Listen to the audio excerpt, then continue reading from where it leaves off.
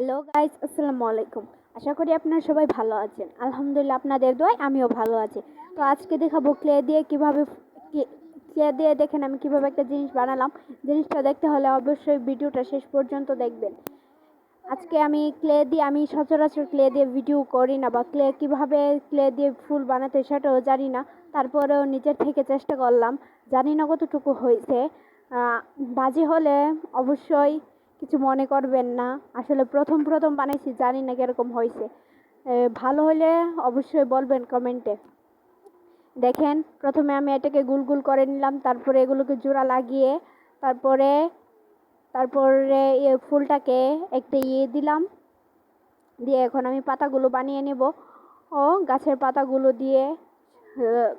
পাতাগুলোকে সুন্দর করে দিয়ে দিব। দিয়ে এগুলোকে আর্ট করে নেব।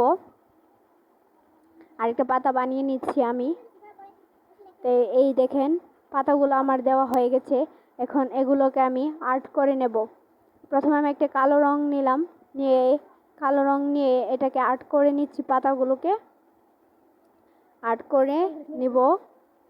এখন আমার আর্ট করা শেষ হলে তারপর আমি আরেকটা পেন্সিল নিয়েছি, রং পেন্সিল।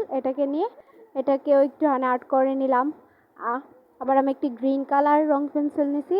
তো এটাকে দিয়ে পাতাগুলোকে আরেকটু সুন্দর করে নিচ্ছি। এখন পাতাগুলোকে সুন্দর করে নিলাম। এখন আবার ফুলটার মধ্যে একটুখানি কালার করে দিচ্ছি, যাতে ফুলটা দেখতে সুন্দর লাগে।